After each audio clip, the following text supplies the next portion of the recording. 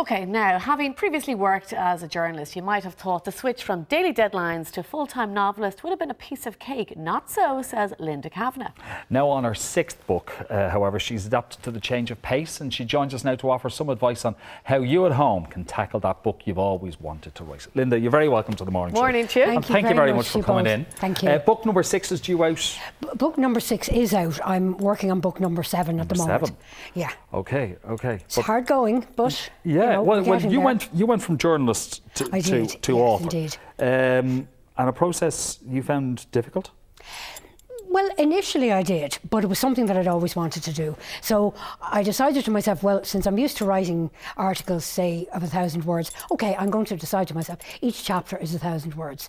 And it worked that way. Okay. Each chapter just became the next stage on, as it were. So it all worked okay.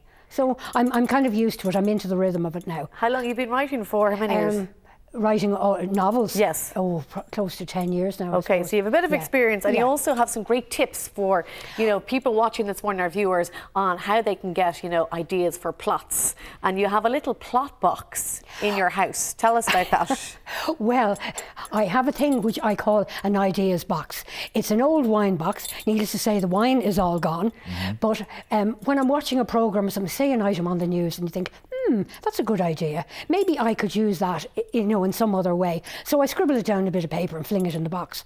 Now, someone who's organised could probably have a filing system. Mine is totally chaotic. It's just odds and ends, bits of paper. And sometimes I take out a bit of paper and say, what the hell is that about? Why did I write that? What on earth was that for? So then that gets thrown out in the bin. But in general, it's a good way, I find, because then when you're stuck for an idea, or when I'm going to start another book, I dig in the old box and have a look. And sometimes there was something interesting that I found long ago, and I think, yeah, wow, maybe I could adapt that. Okay, but could you adapt it maybe as a subplot to your main plot? Of course you could. Indeed. The thing about plots is, I think people shouldn't stress themselves, because first of all, when you start out, you just need an outline, because you're going to find when you get going into your book that all sorts of things happen. It's like your characters take over. It moves sideways, it goes other directions. So it's good to have a sort of a broad outline, but you have to be willing to go with it, because you'll find sometimes that someone that you thought was going to be a main character, suddenly they're no longer a main character. You found someone else that actually may take up the story and may actually be a better person to do so. So it's a matter of not stressing yourself. That is what I would urge people now entering this competition. Okay, take your time and go with the flow. Okay, but fleshing it out, when I think of 1,000 words, I think, where do you begin? So you say get the plot outline down, but then it's the padding.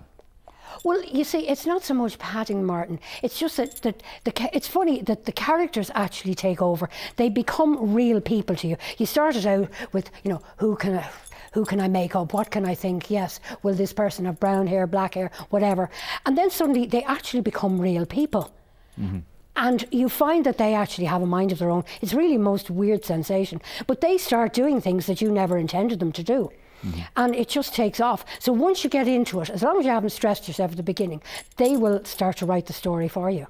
You know the way they say in Hollywood that there's only 16 movies and that everything else is just a replication of those plots? That's right. They say there's only so many plots under the sun, 20 plots in the entire universe. And I suppose this may well be true, but what it means is that you're going to be writing a plot that somebody has probably written before. But the thing is that you will be writing it differently, because you are you. You are not that person. You are somebody else. Your life experience is different. Everything is different. So the way you will write it will be very, very different.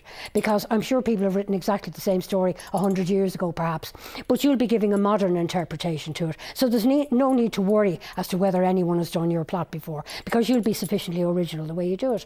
Okay, and it's good, you said, to include, like, let's say you're a nurse, without, in your real job or whatever. I really think it's useful if people have some, let's face it, we all have an area of expertise somewhere. You could be a carer, you could be a nurse, you could be a solicitor. In fact, Siobhan McKenna, who won this competition before, she chose to use her career as a lingerie designer and called her book The Lingerie Designer. And it was quite fascinating to find out how lingerie is designed and how material is chosen, etc. I found it intriguing. So I think if people have an area of expertise, don't think, that's boring, sure, everyone knows about that. You know about it in a very unique way. Which is not, of course, to say that you shouldn't write about something different or exotic if you want to. On my fourth book, I wrote half it about Argentina. Now, I have never been to Argentina. I would love to go, but I used the internet and I got enough off it to make up this gorgeous policeman called Enrique and his brother Ricardo, and it all worked out very well, I think. So it's a matter of using the internet is great for research. Yeah, it's a wonderful tool when used properly. It is indeed wonderful. In most of your books, they are generally suspense. Yes, I suppose I'd say the element of suspense, because that's what I like to read myself. I like something a little bit different, or a twist whenever it's possible. But you like to dance between present day and the past. I do. I don't know how that happened, Martin. I don't know. And in fact, this book I'm working on at the moment, I decided it would just be a straight through present book.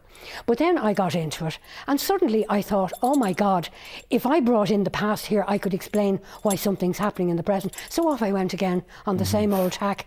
I don't know, but it seems to work well, and it has worked well. Because you see, I think childhood is such an important time in all our lives. It can be horrific or it can be wonderful. And I think those impressions and views and feelings are what make us as adults. So I've used that to explain what, you know, is happening in the present and why people are the way they are, because they may have had problems in the past or whatever. Well, they say every childhood lasts a lifetime. And it does maps you out actually. for life. That's indeed very, very true. Yeah, because we are what we are because of what happened to us in our childhood. I think that's when our character was formed. That's when we learned to deal with the world in different ways. So draw on personal experiences, on the things you know, and if you're not sure of anything, as you develop your plot, use the internet and do your research. Or the wine box. Or the wine box. The old wine box, yes. I think it's very... And another thing too, I would say is, now that you're going to become an author, you must be on duty all the time. Be aware, I would say to all these new authors, please be aware that when you go outside the door, you're on duty, as it were, because there are things happening all around you that may be useful to you. You may see people in the street and you might think, I wonder what's going on in their lives. Could that old guy there be a mass murderer that's got away with it? You know, you must always be alert to the possibilities of, ideas, because it's now a full-time job once you become an author. Okay. Well, it's worked for you. 6 so books far, done, yes, a seventh one on the way, and you've got a bestseller as well. Yes, indeed. I have number one with the last one, so we keep the fingers crossed. Okay, well, listen, many thanks for coming on this morning and giving our viewers some tips and advice, because they'll need it for the competition. Thank you, Sybil. Thank you, Martin. And we hope that I wish them all the very, very best. It's a long slog, but there's lots of us doing it, so just let them remember they're not on their own. Okay. All right, Linda, thank you very much.